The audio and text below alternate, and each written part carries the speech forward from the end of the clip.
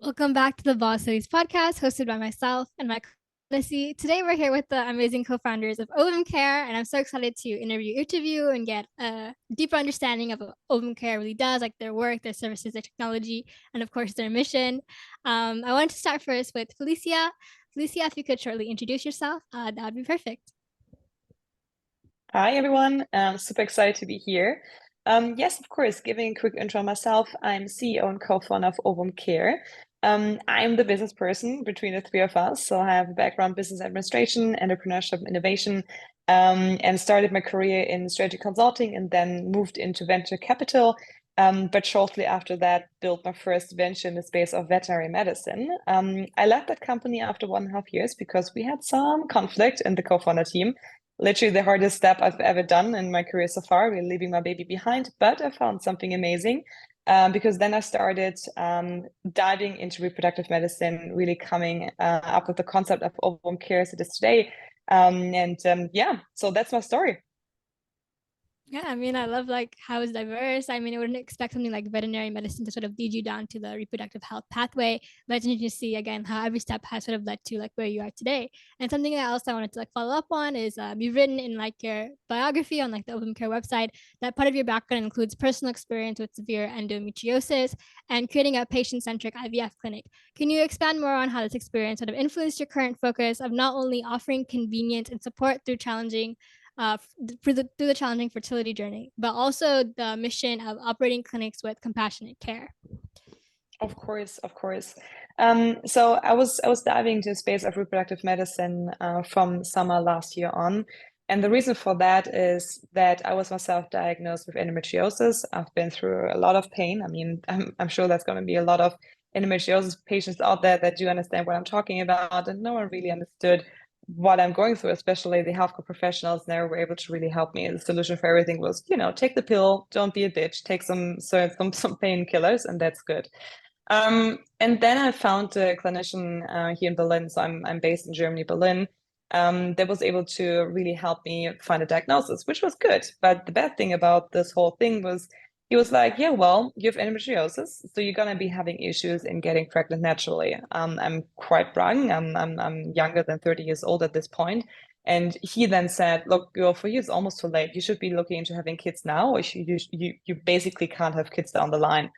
And I was so shocked by the way he told me that because A, it's not true, and B, it simply doesn't make sense to tell a young professional like myself something like that. So that was basically the point in time when I started to do my own research, super, super unsatisfied the way he treated me, but also with the advice he gave me. And then started looking into space, realizing that there's not that much out there. There's a lot of Googling and a lot of input that you can find online. But while we all know the quality of this input is also not always the best. So diving into that, I understood that there's literally no transparency, no support whatsoever. The alternative is going to an IVF clinic. An IVF clinic will always try to get you in an IVF cycle literally straight away. I mean, for hell's sake, I'm not even 30 yet. I don't want to have kids yet. I need to think about preserving my fertility, definitely, but I'm not ready for IVF yet. So what was missing for me was really having a partner in the healthcare area where I can get advice, get support that is evidence-based, and that's also supporting me to find my unique pathway through all of this. And well, essentially what we're doing with Open Care is building that because I realized there is no such place out there. And I'm this kind of person, if it's not out there, I have to build it for myself if I actually want to dive into it. And well, that was my pathway to now creating Ovum.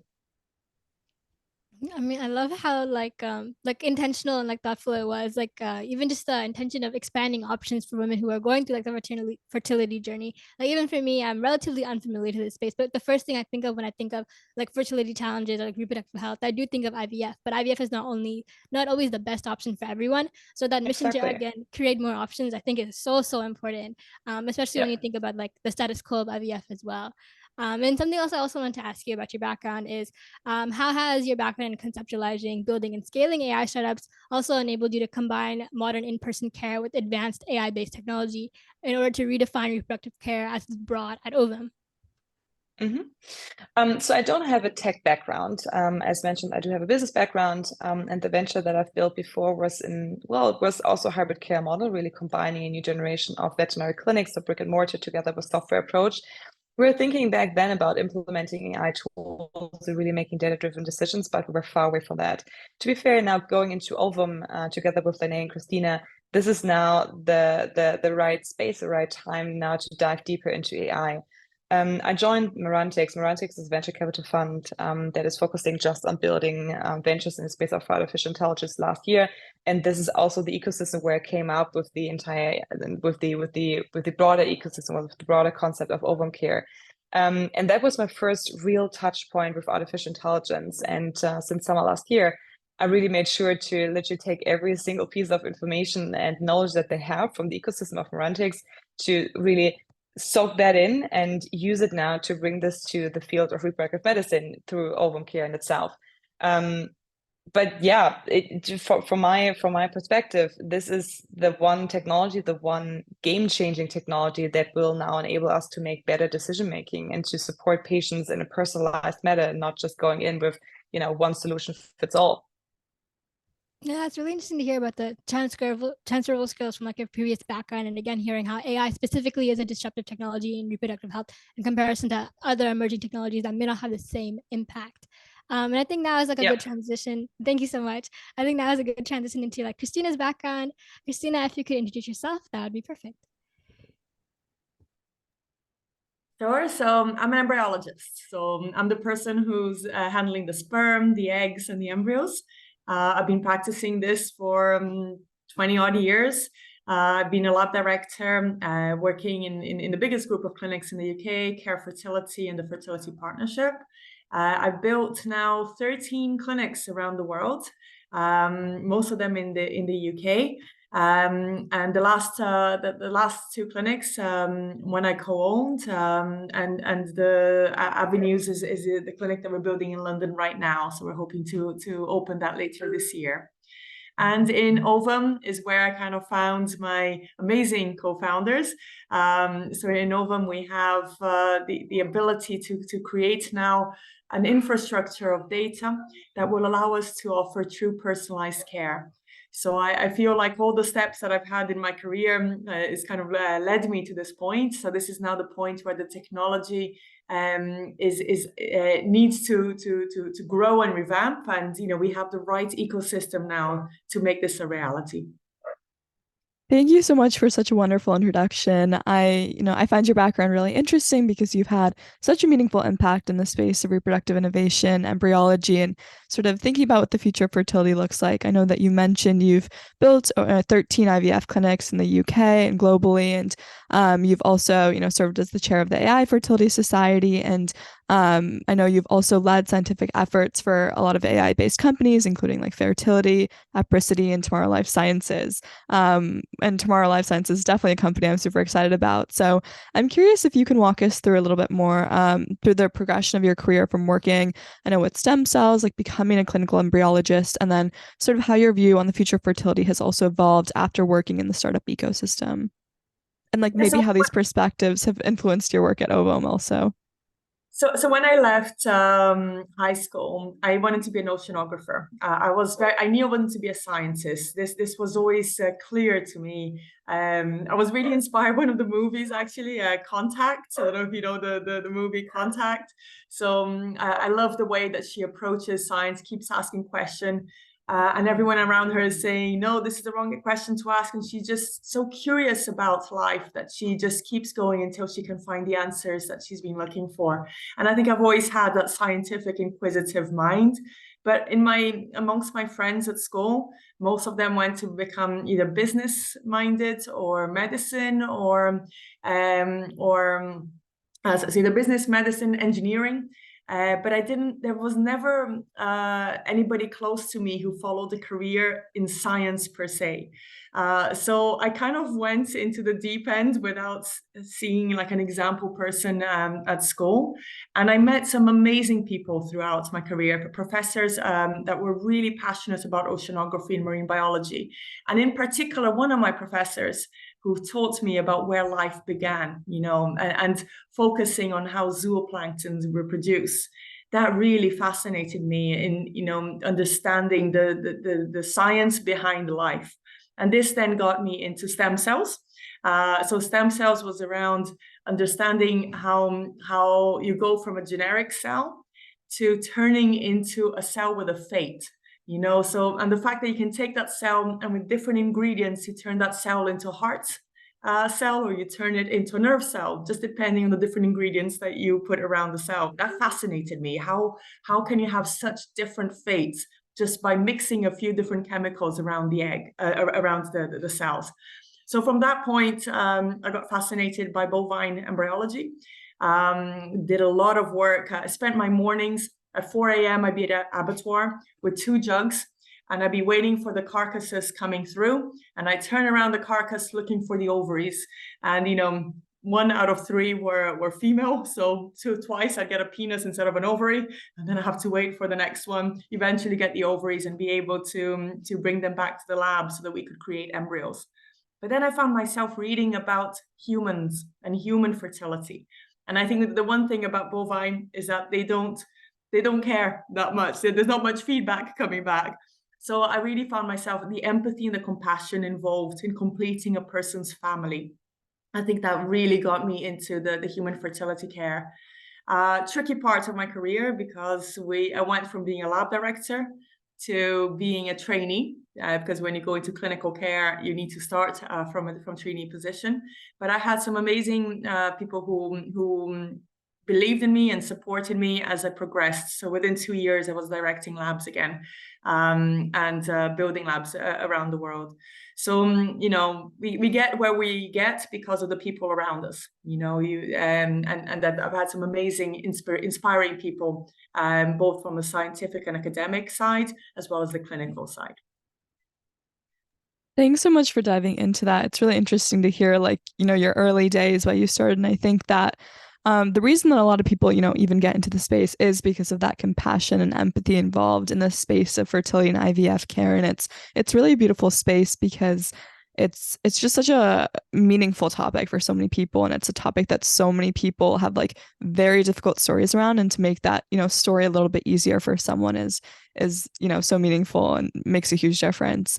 I'm curious if you can elaborate more on the role that you served specifically at Tomorrow Life Sciences as the executive director of international embryology. And I'm curious about this title as well, because I think that international also implies that you were working at a global scale and thinking about maybe what the role of this company looks like globally. So I'm curious what sort of your work looked like in contributing to the 24/7 monitoring of the current IVF and egg freezing processes that Tomorrow Life Sciences is developing. How Tomorrow Life Sciences is disrupting the manufacturing side of sort of IVF and the storage mechanisms for storing a lot of these gametes, and also what your work looked like and sort of thinking about embryology sort of at a global perspective and how that influenced maybe some of the measures that the company was taking and actions the company was taking. Sure. So from the moment I became a clinical embryologist to a few years on, it was all about caring for the patients. And I really enjoyed that. I loved it. But I did feel that the way that we were practicing embryology, it felt archaic compared to the different types of technologies that we use elsewhere in our lives.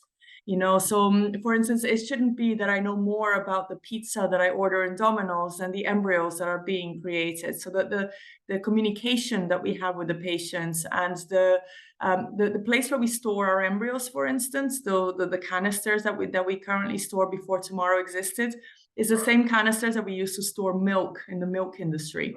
And we've been using that same canister for 40 years until somebody decided to come along and say, why don't we see how we can use technology to improve this? What I loved about Tomorrow was my first role outside of the clinical care. It was my first position where I came in to bring the perspective of the embryologist and the operational knowledge of what happens inside a fertility clinic. But I'd be sitting in a table surrounded by world-renowned cryobiologists, engineers, robotics specialists, as well as business and marketing specialists, and great minds, extremely multidisciplinary. And it all started, we had this phrase in Tomorrow, which was, put it in a PowerPoint and it becomes reality. And it all started with an idea. Why don't we try to solve this? Now let's get the right ingredients. And ingredients are the different mindsets and specialties that we need to turn this into reality. And hearing the other specialties, they brought different perspectives to the problem. So, and you needed every single person around that table to create the solution.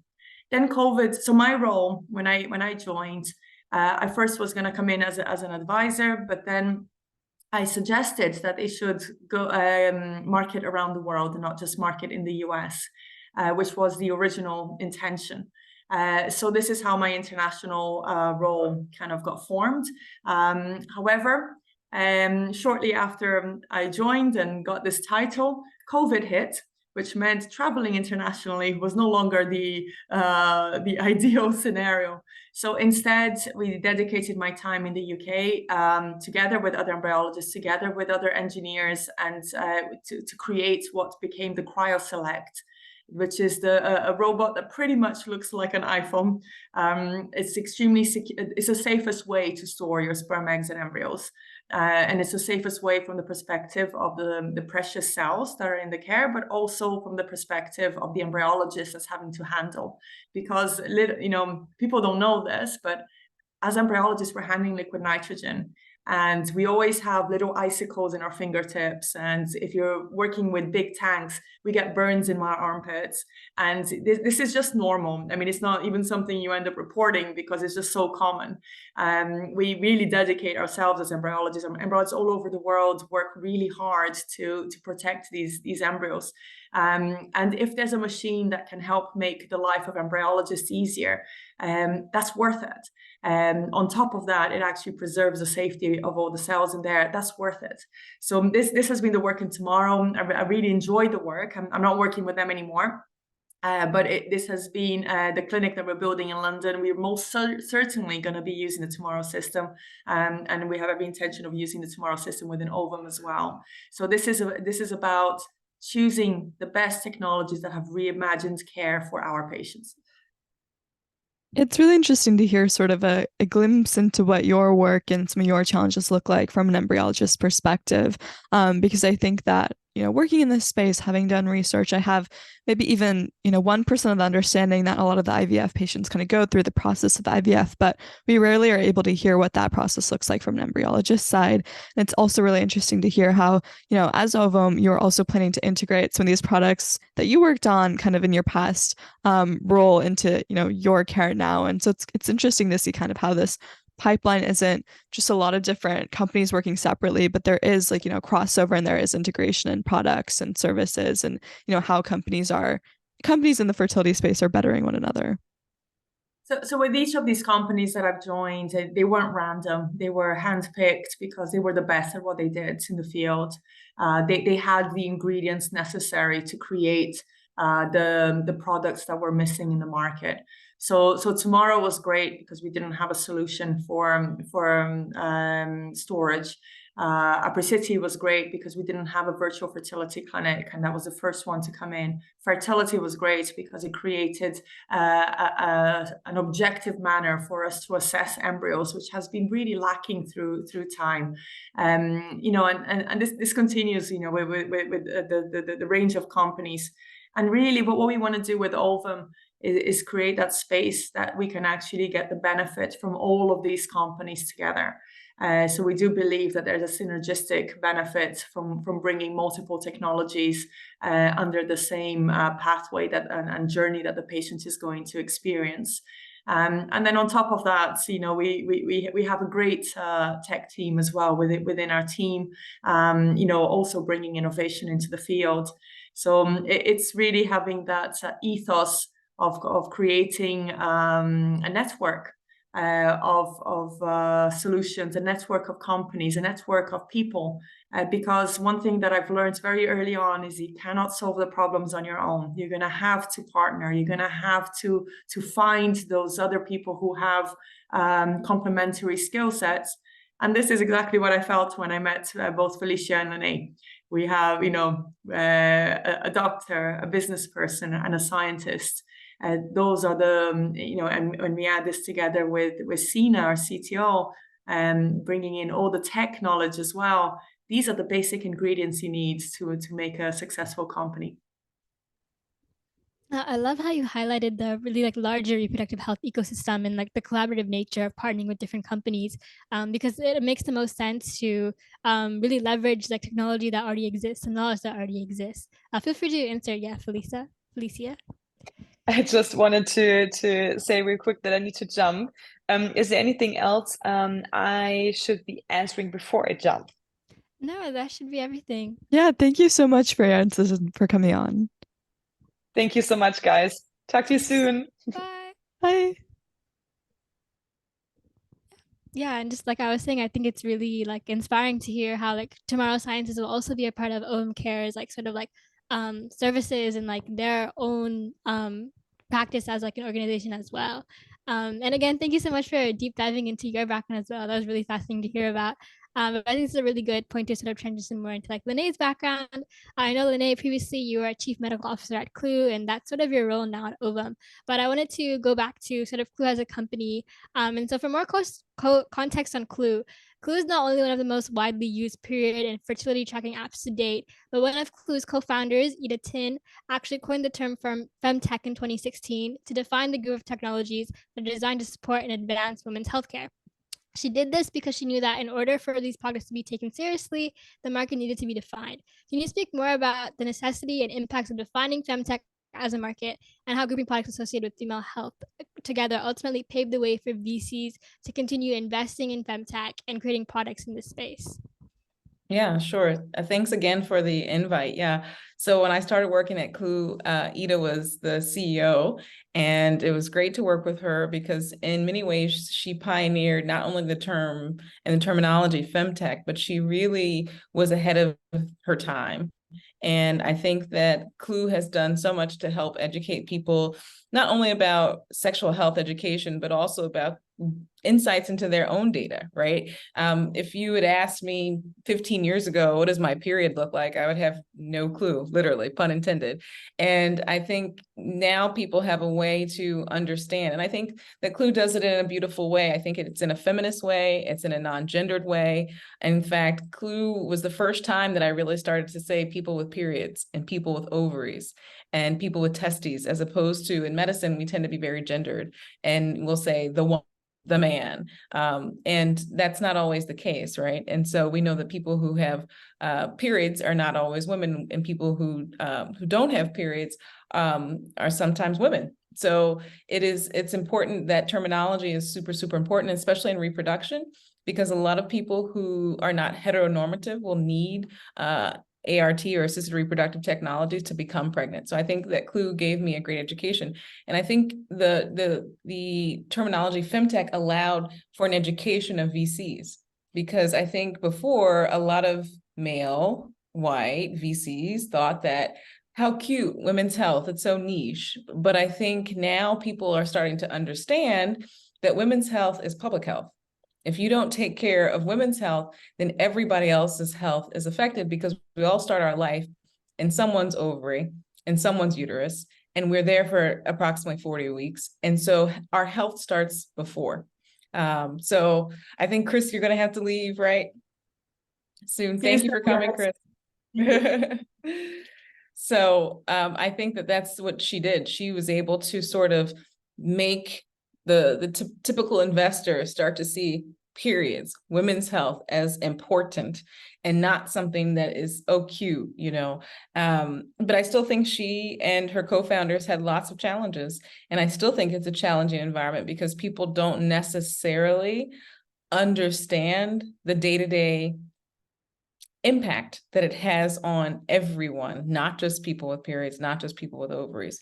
But I think, yeah, the naming pointed it out. And I think that Ida will forever be grateful to Ida for that. Yeah, thank you so much for like providing that context and again, like sort of providing more perspective on that. And I think something that you said was really interesting was like how previously, you know, investors might look at it like, oh, it's just something that's niche, but also defining the femtech market also means putting women's health at the forefront. It's not just like a niche market. It is truly like public health. Like women are 50% of the population. And again, not everyone who maybe like has a like period cycle might identify as even being like inclusive is something that is like core value to Clue and just the way that they operate as a company. Something else I wanted to like hear more about is, again, obviously your role at Clue as their first ever chief medical officer. I know part of your role was providing like a clinical perspective and helping Clue to evolve into a go-to source for women at every stage of the reproductive cycle, whether that's puberty or that's like menopause. And I want to hear more about like what that role really meant. How did you sort of contribute to that mission?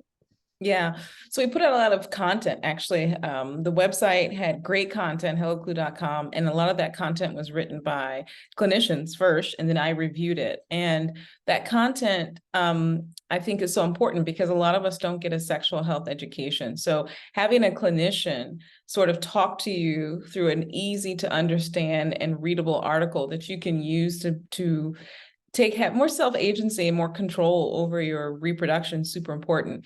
And so that's the majority of what I did. But I also did a lot of PR and interviews highlighting the problems in women's health and the underfunding.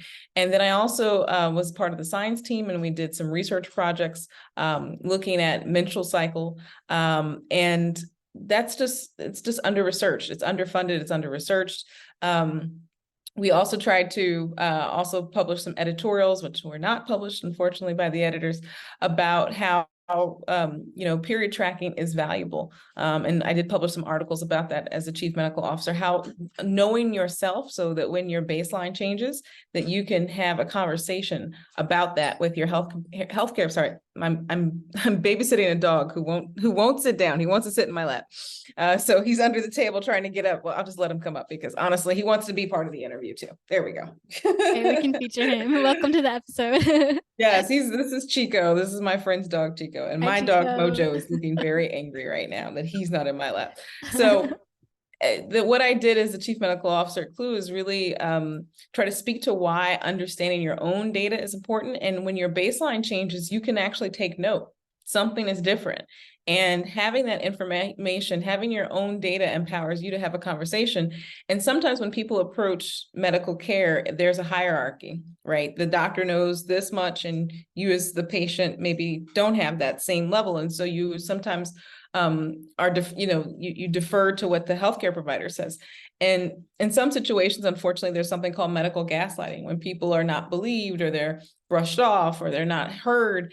And one thing that we used to say when I was at Clue is that you can't argue with data, right? And so if you're showing people that your period patterns have changed, that things are all of a sudden heavier and painful and they weren't like that for the last 10 years, or all of a sudden they're lighter and you don't have your same PMS symptoms, something is different. And that's super, super important. And being the holders of our own reproductive knowledge is important. And so when we founded Ovum, that's also what I wanted. I wanted it to be the continuation of things that we couldn't do at Clue necessarily as it relates to fertility. Having a reproductive health passport of what has happened to you in your treatment. What medications did you take? What was your stimulation? What was your last, number of embryos that were created? And that transparency. So the things that Chris talked about, like the Tomorrow Robot, also she's co-developed and co-created some of the technologies for egg quality and embryo quality. Having access to all of that on your phone is super important. Also period tracking is super important, but your whole reproductive journey needs to be in one place. The place that you never forget on your phone, so that, if you are vacationing in Maldives and you had an emergency, you could say, I've had an embryo transfer. I haven't checked yet if the embryo is, if it has actually become a fetus that's in the uterus. That's important. That's an important history to be able to tell a doctor who might be seeing you for the first time, doesn't know anything about you. And if you're also tracking, you understand that you've been trying to conceive, when your window potentially of ovulation is approximately. And if you've tried that for 6 months or 6 cycles and you're over the age of 35, that should be ding, ding, ding, time to see someone who can help you with that. And sometimes what people say, oh, you just relax, keep trying, don't worry about it. And I think that lulls people into a sense that, oh, everything's okay. But we're all different, and our ovarian biology is the only biomarker that we have is our period. And so what we have without a workup is our period. So it's super important to be in touch with what's happening and tracking. And then once you go into treatment, that you're in touch with what's happening, and that you can be what we call in medicine a good historian, meaning you can produce that information for anyone who might be participating in your care. And then if it works, then you also have something to tell your OBGYN. I got pregnant through IVF with ICSI. I had, 7 eggs retrieved. I had 2 embryos, 1 was transferred, and I know it was chromosomally normal. It was, 46XY male embryo, and now I'm here for my prenatal testing. And this is important. These are all things that are important in helping to make sure that your care is seamless. And we want to empower people to do that at Ovom. That was such a wonderful answer that I want to comment on briefly. I think that like what you said about sort of periods and sort of menstrual, like just menstruating being like the main biomarker that everyone has access to, like everyone can see their period blood.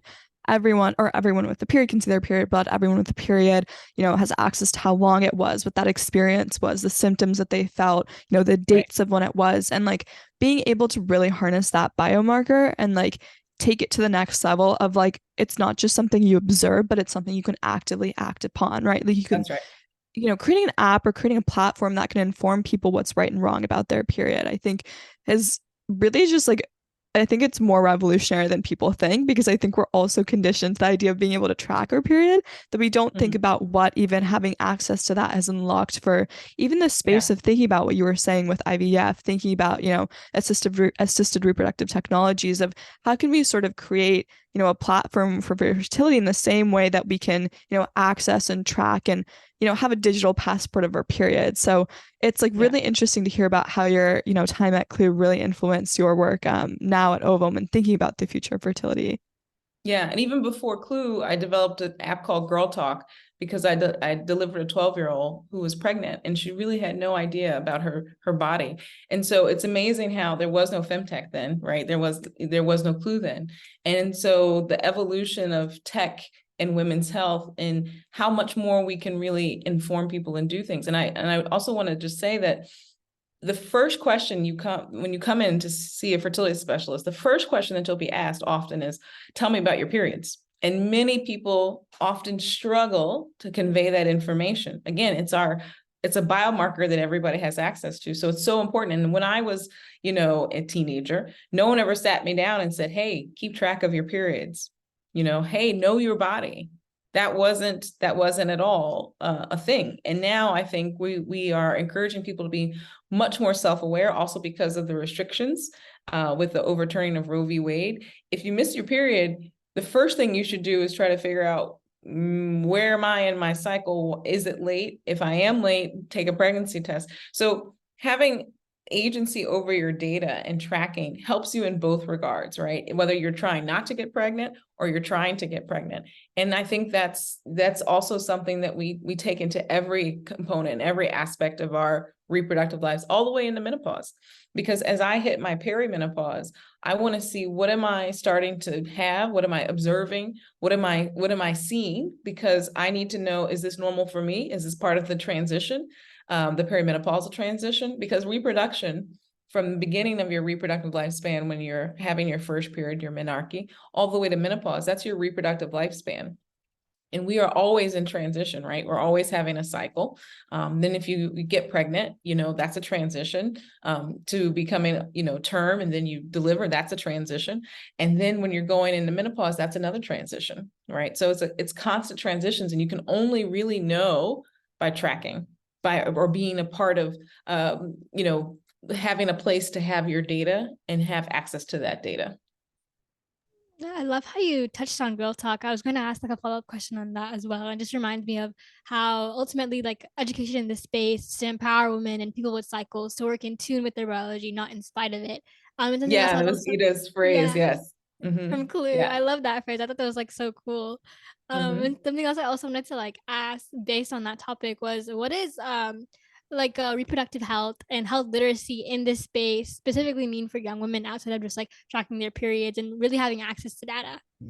Yeah. So I think health literacy equals health reproductive justice and health equity. Meaning, if you know your body and you have your data, you're not going to settle for someone telling you, oh, don't worry about it. It just takes some Motrin, it's fine. I think we've seen a lot in the US that people are not being heard. People are not being taken seriously, especially when you're a female. So you take your data and you use it to help get a second opinion. You use it to keep asking someone else. And I think that's what I want people to walk away knowing. Like, if you have your data, you can get a second opinion. A lot of times people go through an IVF cycle, they're not happy, they're not sure, they want a second opinion, but then you have to get the records from the doctor's office, fax to that doctor's office, or maybe they release them to you, and it's a mess, right? The average person cannot interpret the records from an IVF clinic. So it's super, super important that you know what happened to you. What evaluation have you had? What diagnostics have you had? Because if you don't know, you don't have access to them, then you might end up spending more to get the very same things that you've had. And as you know, IVF is not covered in the majority of the United States. It's only in 17 states is it mandated at the moment. And so you want to know what happened to you. You want to know what date was your last hysterosalpingogram when we look at the patency or the openness of the fallopian tubes, which is where fertilization happens naturally or unassisted. So you want to have that information. And again, and I think in the American healthcare system, and also as I see in Europe, living in Europe, we have not empowered patients to have that information. I think that's a really, really important point you touched on, sort of going off of what you were saying before. I think that not only does tracking your period, tracking this information allow you to, be firm, not take no as an answer, especially when, people with periods are so often disempowered by the healthcare system. But I think more than that, it really paves the way for, you maybe taking even a more preventative stance on things like reproductive disorders, absolutely. things like fertility, being able to maybe see these patterns firsthand, witness them yourself before you receive any sort of formal diagnostic. I know that statistics are always changing, but it, takes women upwards of several years, sometimes even 10 years to receive an endometriosis diagnostic or diagnosis. PCOS too. PCOS too. And so to think about how maybe even tracking your period, thinking about sort of the irregularity of your periods, the flow of your periods, all of these different, again, like symptoms even associated with your period, if you're in excruciating pain, if you have, very, very severe symptoms, that, something might be wrong. And I think it's sort of a form of empowerment, a mechanism for empowerment. It's not just, about tracking your cycle. It's about so much more than that. Right. So I wanted to comment on that really quickly. Absolutely. But I think this is a perfect place to transition to Ovom, which is, your new company. And so I wanted to start off with some statistics for our listener who, might not have as much context. I know these are statistics that Ovom has, published. We know that about 17.5% of the global population is infertile, and 70% of IVF treatments don't result in pregnancy. 40% of IVF patients go into, over $10,000 of debt to pay for their treatment. But yet it's projected that up to, around 300 million people will be born as a result of IVF by the end of this century. And so you previously mentioned that Ovom is building a world in which getting pregnant is easy through personalized fertility care based on data and not chance. And so I'm curious if you can dive deeper into some of these statistics, some of these unmet, requirements of women and people with cycles that you've discovered, and sort of how that's led to the formation of Ovom's main problem statement of bringing both personalized medicine but also equity into the space. Yeah. So 1 in 6 couples globally will suffer from infertility or have involuntary childlessness. And about only 1% of the population can afford IVF because it's so very expensive. And why is it expensive? Well, Louise Brown was born in 1978. Actually, her birthday was last week, and she turned 45. And we hoped that in 1978 that this new technology, IVF, would democratize reproductive care for people. But in fact, it hasn't. And what has happened instead is that, the lab has a lot of costs, and you can unfortunately continue to have increased costs in the lab. And that cost is passed on to the patient. And the patients are required to then pay those costs, especially if they don't qualify for the federal mandates. So again, in the US, we do not have a federal mandate. Only 17 states even have any type of mandate, and that can be very variable. And then in the EU states, the EU nations, that is, it varies again from country to country. Here in Germany, there are very antiquated laws that require you to be married, male, female, less than 40, and you have to have public insurance. And so that excludes a lot of people. All people who are queer, LGBTQIA, again, automatically excluded. And so our mission at Ovum is to really try to empower anyone who wants to become a parent to be able to do that, whether you are independently wealthy or not. And that was the original purpose of IVF. And we have not lived up to that because we haven't continued to innovate. We do things very much like we did in 1978.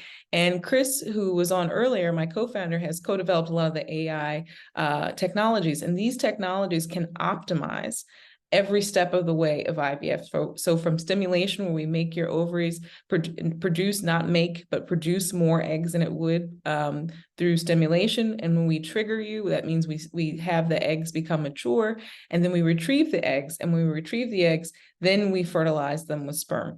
And so all of those processes are very work heavy. They're very manual. You have to do them as with experience from an embryologist, and you are very reliant on that clinic's expertise and experience.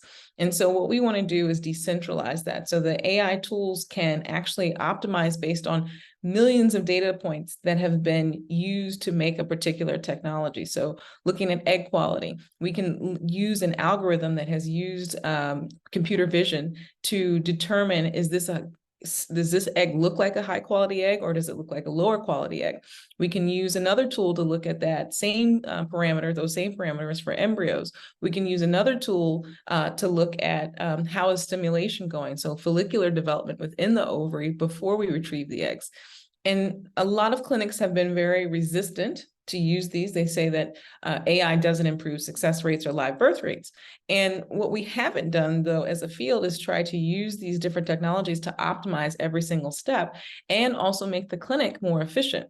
So if you are not just relying on one or two embryologists' experience, but now you're using the technology that has looked at millions of cells, you can have potentially an increase. And the other thing that we have done pretty terribly, I would say, in IVF is support patients. Many patients feel that their clinic staff, meaning the nurses, the doctors, the embryologists, are somewhat cold, mean, and this is unfortunate. There are many patient support groups that would echo this. And the reason is because we have, unfortunately, have this big disconnect between the patient and the clinic. The whole services that we provide tend to be centered around the clinic and the clinic schedule.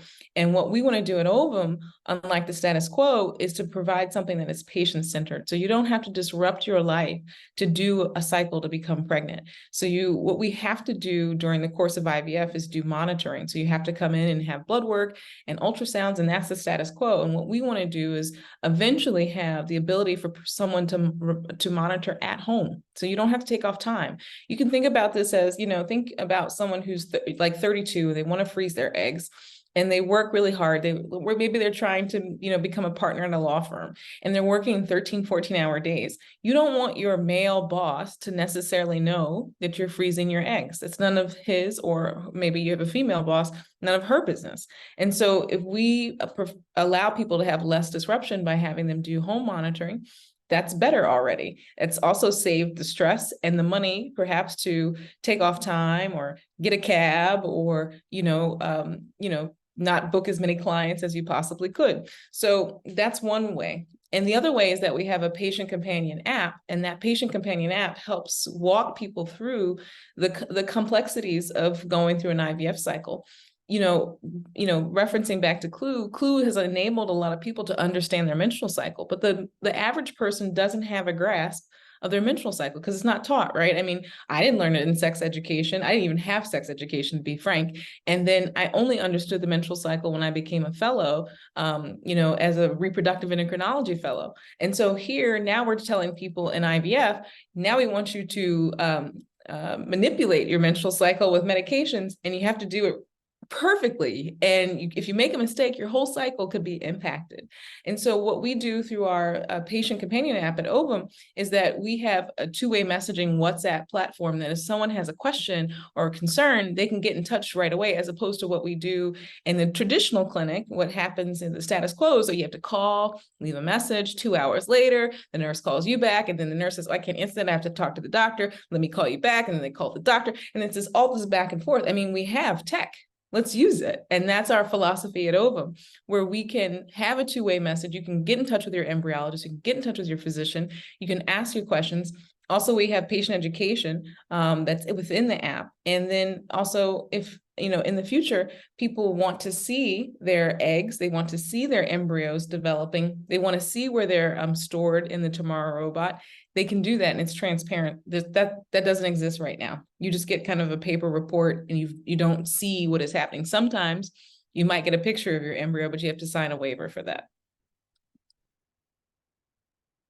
Thanks so much for touching on that. I think you talked about several really important things. I know that you mentioned Ovum's fertility companion app and sort of some of its AI technology to optimize all the states of IVF, which I definitely want to touch on later in the episode.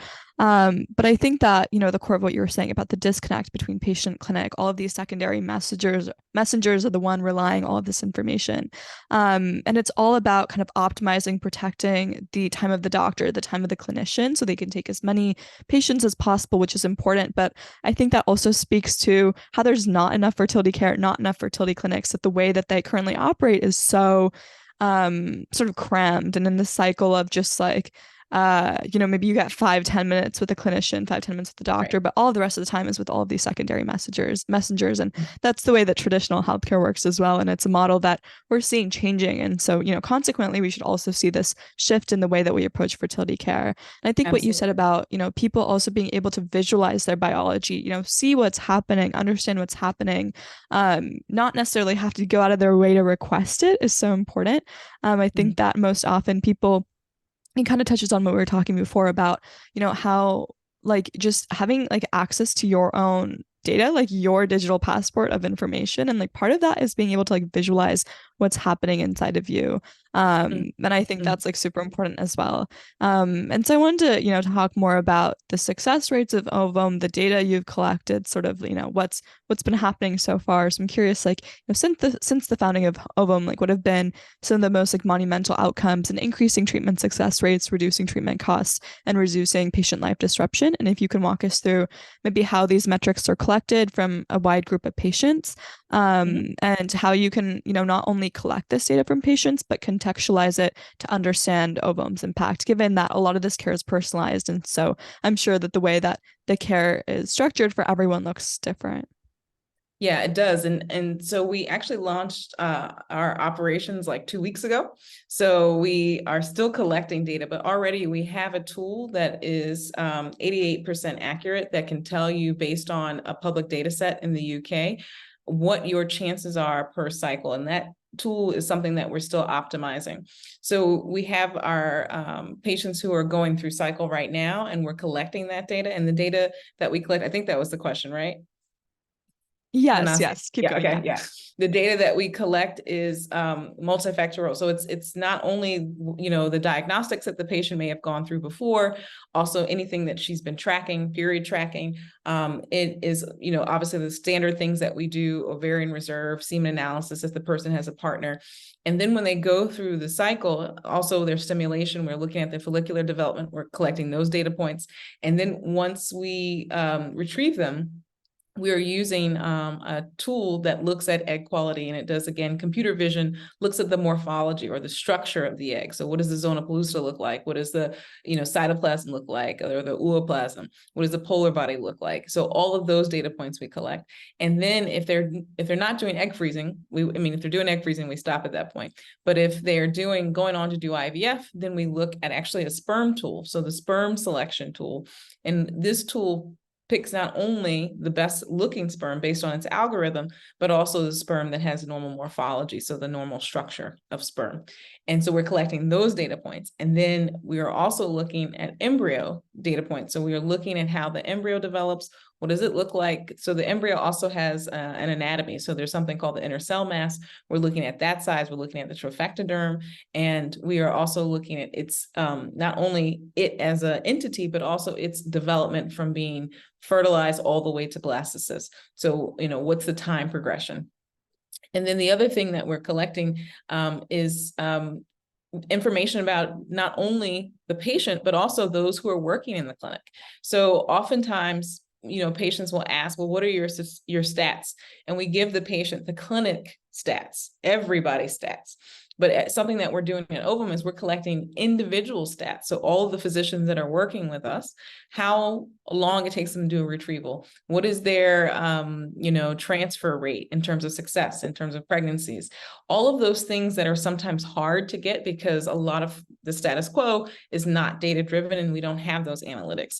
Also, the embryologist, obviously with the Tomorrow robot, there's a lot of wonderful security measures, like our embryologist retina is scanned before they can actually take out anything from the robot. These are the type of information. So how long was that embryo out? Who had that embryo? Who froze these eggs? If we're using a donor egg cycle, if there was some issue with the donor eggs, who was handling them? What was the protocol? All of this is recorded so that what happens normally in a lab is an embryologist is sitting there documenting, and that takes up concentration, and it makes people not work at the height of their training. These are PhD and master level people who are essentially documenting and filling out forms. We want to take that away. So there's basically little transmission devices that allows them to document what they're doing as they're doing it, so they don't have to do that separately. Also, conversely, for the clinicians, we are also tracking not only how long it takes them to document, but how long they spend with the patient. They get to spend more time with the patient instead of doing the documentation, because we have a non-EMR EMR. So that same companion app, patients put all their information in and it pushes directly to the clinician facing side. And on the clinician facing side, the person can then document by doing standard fields from the patient information. So you don't have to reinvent the wheel. A lot of times in the status quo clinic, patients come in, they have to fill out 12 pages of questionnaires, which they never do ahead of time because who has time for that? So they fill it out in the waiting room hurriedly, and then they go into the room and then the doctor asks them those same questions again. And what we are trying to do is instead, if you are tracking, if you have done your diagnostics elsewhere, if you've had a cycle before, put all the information in ahead of time so we can be more efficient. So we can see that information, we have a summary of what's happening. And then when you see us with a telemedicine appointment, we can already start to make a plan for you, as opposed to trying to reinvent the wheel. And then you get into cycle faster, as opposed to wasting time, or your chances faster. And then our tool comes in here because our tool is able to show them and visualize data based on this public data set with their own data. So their AMH, or their anti-Mullerian hormone, which is a marker of ovarian reserve, their last antral follicle count, if they've had a spontaneous conception before, how many eggs they had retrieved at their last cycle. And we put that together and we can give them then a personalized output cycle for cycle. And then they can make an empowered decision. Should I spend the $10,000 I have to go with another cycle of IVF? Should this be a closure cycle? Should I move on to donor egg? Should I consider adoption? And those are the things that we don't really have in the field now until there was Ovum. And we can now give people that option, and we give them flexible ways to pay. So the truth is that in most clinics, either you do financing or you just transfer a lot of money, right? And not that many people in the US have just cash stacked up ready to transfer. And so we use things like Apple Pay and Google Pay and PayPal and Klarna so that you can do financing on your own terms without having to do a formal bank loan, which many people would not necessarily qualify for. I love how you touched on the clues like add-on model, how each service is like individually and clearly priced, as well as like success-based a pricing per cycle. I think that's like pretty unique in comparison to like Oh yeah, the Ovum's IVF model. I don't Yeah. think Clue is into the IVF space yet. Oh yeah, Ovum's model, of course. But I was Yeah. gonna say that's pretty unique in comparison to like the status quo for IVF clinics, Yeah. especially in the US. But I also want to follow up on the technology that you were mentioning, and I want to hear more about what Ovum's process of patenting all of these different AI optimization algorithms is like, especially for like egg selection, like sperm selection, basocyst, like grading. Can you walk us through what this process is sort of like? Yeah, so actually we're using technology that's already been developed. As Chris was saying, there's no way that we could do everything. So our philosophy is at Ovum, we hug everyone. So if anyone has already gone through the pain and suffering of developing a technology and it is good and it's CE marked or FDA cleared, we want to use that technology. So we integrate it. What we do at Ovum is we integrate it into a database platform so that we have the data flowing from the technology to us and then therefore to the patient. And the patient gets personalized information that they can use for their own treatment. So we're not creating this from scratch. However, as an egg biologist, we are creating an egg quality tool in the future that will be unique to Ovum. And that will be more than looking at just the morphology and how the egg looks and what it maybe relates to egg quality. We will be looking at physiology. So what's happening at a mitochondrial level. So that's coming soon. And that IP is patenting as we speak.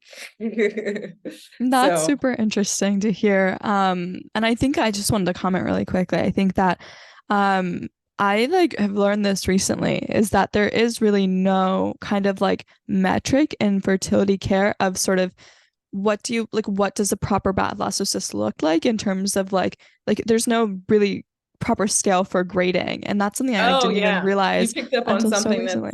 Yes, Yeah, yes. I and wish it's Chris was still on the crazy to call me. because she's the embryologist. But yes, we have an antiquated way of looking at embryos, and not every clinic uses that same grading. And so you go to one clinic, and this embryologist might say, "Oh yeah, this is the grade of the embryo." And then you go to another clinic, and they say something different. And you go to another clinic, they say something different. And that's what AI does. It allows for some standardization and consistency, so that you know that it's not just Dr. X who said that this embryo looks great, but it's Dr. X plus an algorithm that has said that also it looks great. I think that's important. I think that's what we're trying to achieve. Yeah, I just I from what I understand, like the research I read, there's things like cell fragmentation, there's things like maybe size and shape, but like again, like all of these are going to look different based on even the technology, the type of microscope, maybe the viewpoint that the researchers looking at the blastocyst through, and the fact that there is no metric for this is wild to me, given that people spend tens of thousands of dollars and like countless hours on IVF, and like that's the standard that we're providing them with, like just blows my mind. Yeah, it's so primitive. On the fact that there's a lot of things that are primitive. Like I said, we've been doing, maybe the microscopes have gotten slightly better. Maybe our techniques have gotten slightly better, but I would say that a lot of what we're doing is still very primitive in the field. But Ovum is trying to be the IVF clinic of the future, so that we are not settling for 1978 technology. Yes, and on that note, I want to dive deeper into the specific services offered by Ovum and its kind of pricing model of add-on pricing, where each service is individually and clearly priced. And there's also success-based pricing and per-cycle pricing, which is pretty revolutionary. I don't think there's any other sort of fertility clinic company doing anything like that.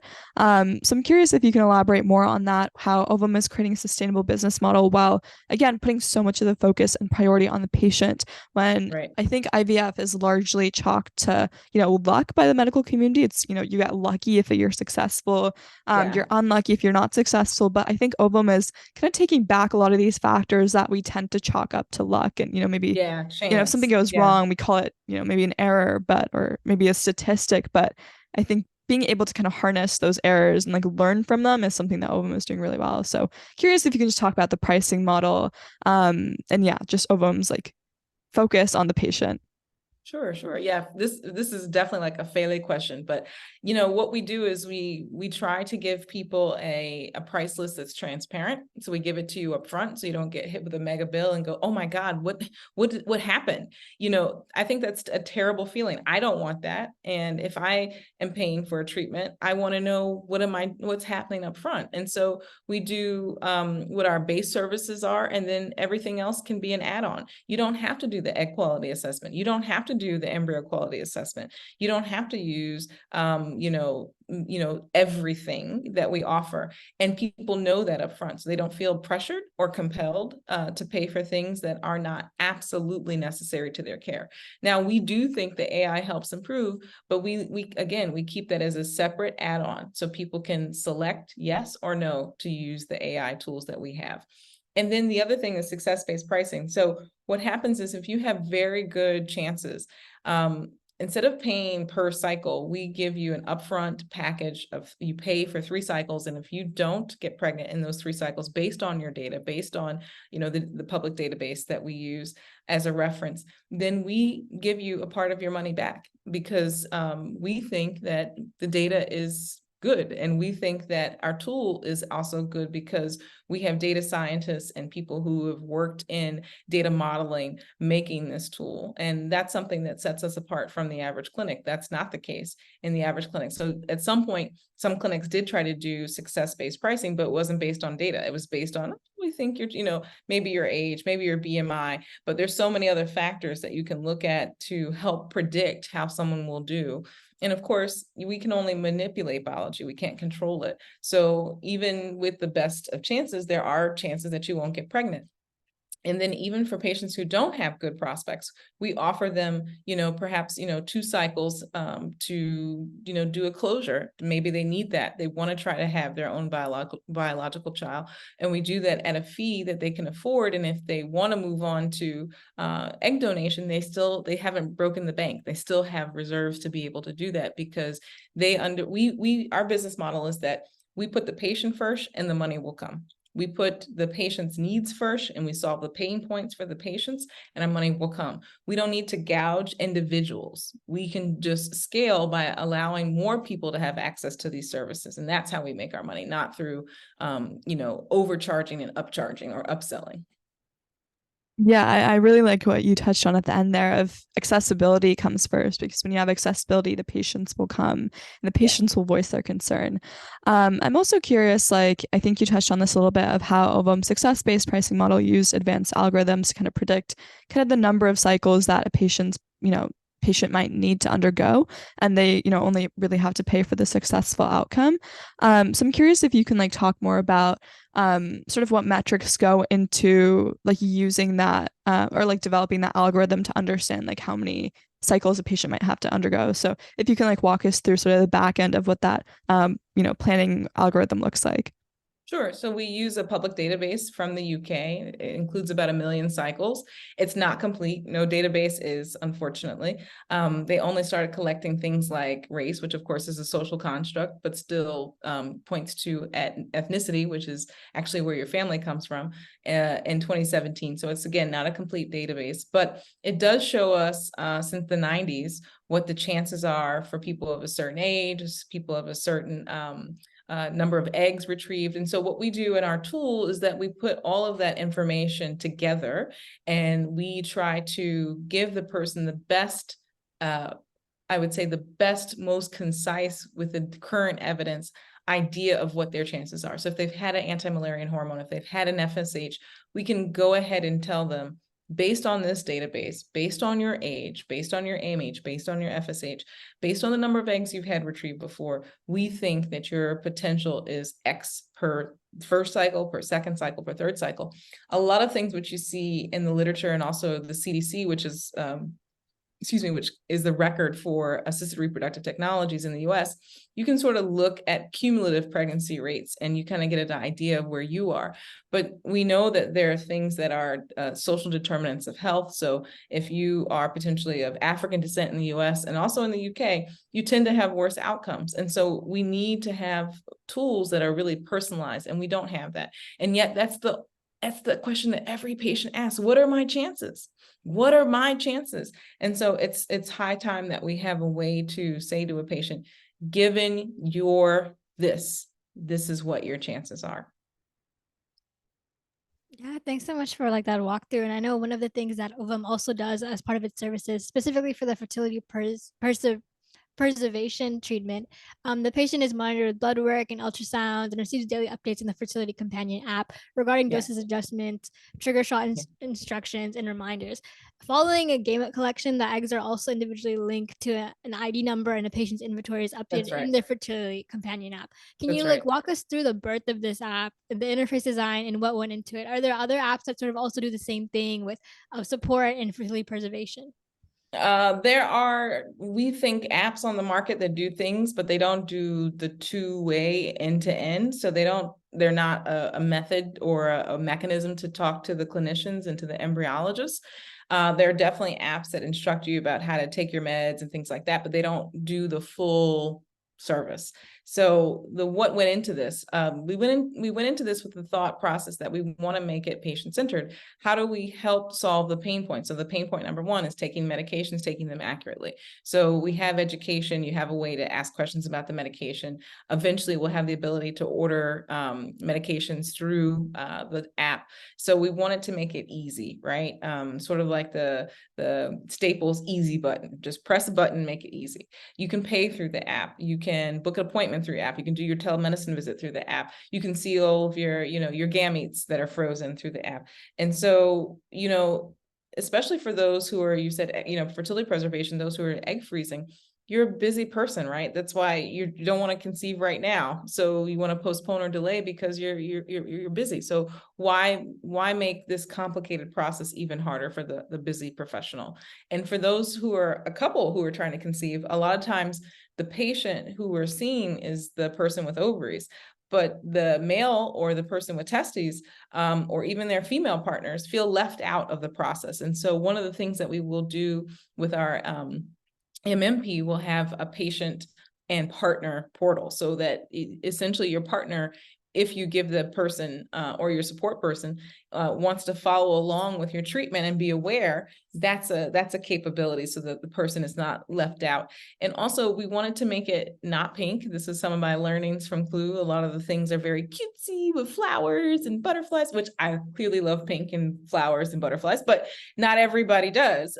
So we wanted to make it sort of neutral. We wanted to make the information written by clinicians. We wanted to also just make it so that your fertility care, your fertility clinic is like, it's on your phone.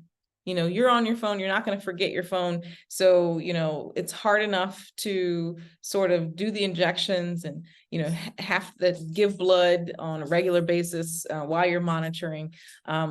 Let's just make it easy. So that's really the thought process that went into the companion app.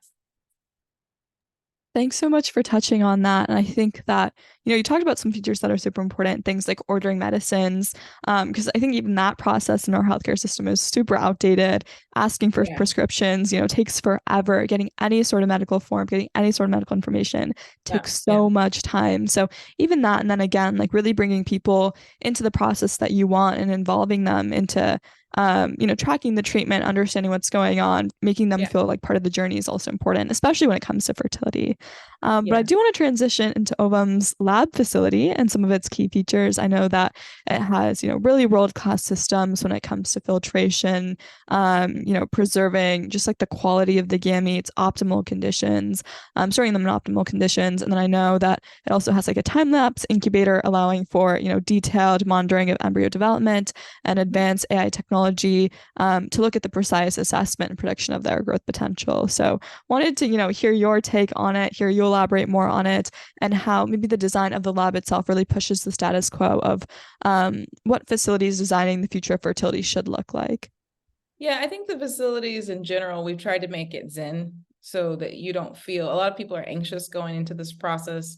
They're unsure. They've paid a lot of money, at the status quo clinic already, and they're concerned. And so we wanted to make it, kind of homey, inviting, warm, just, you didn't feel like you were in a clinic. You felt more like maybe you were in a spa or you were about to get a massage. That's the type of feeling that we wanted to have. We wanted to have that translated to our digital fertility patient companion app as well.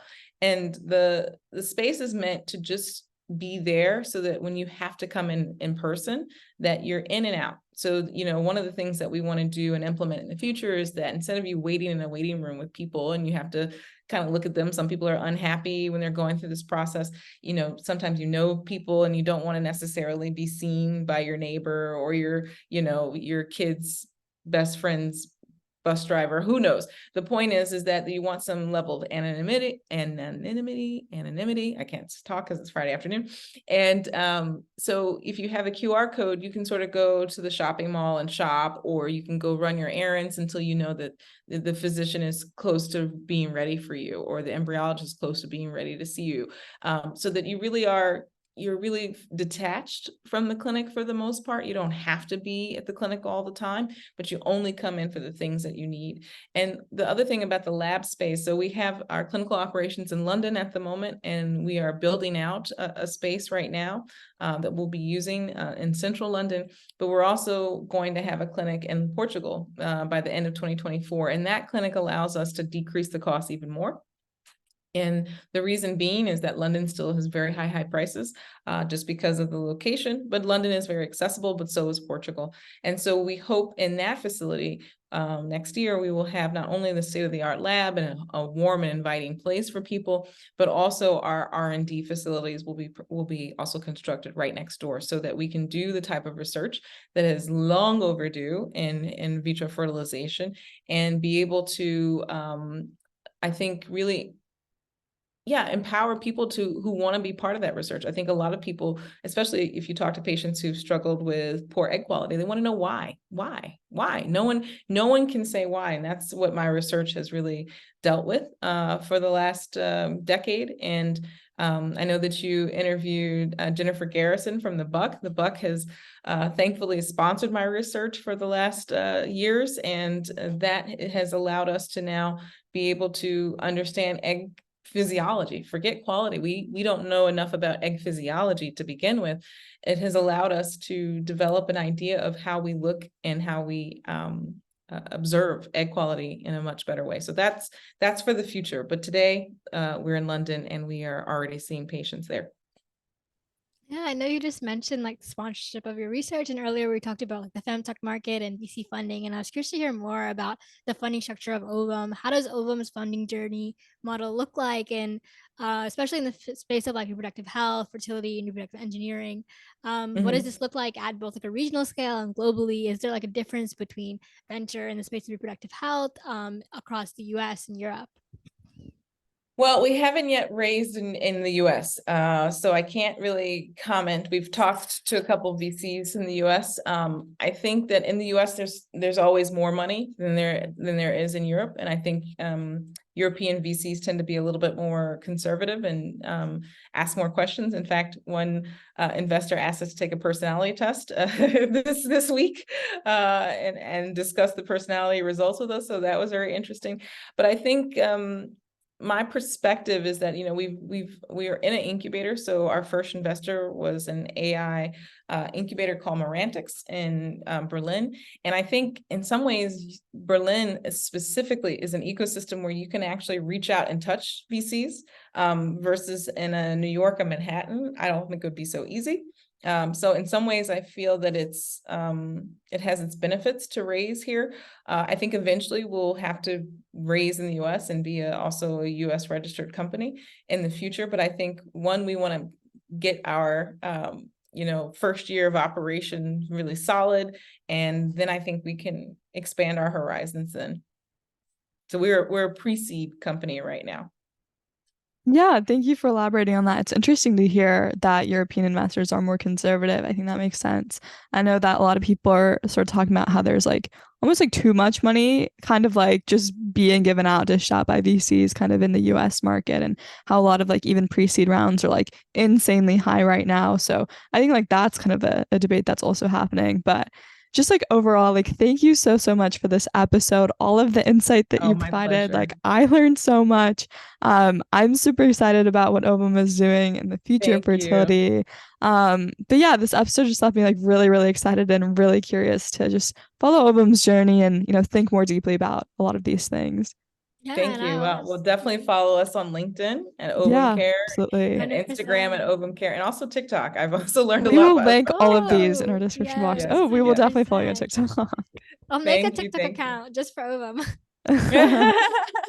We love it. Thank you so much.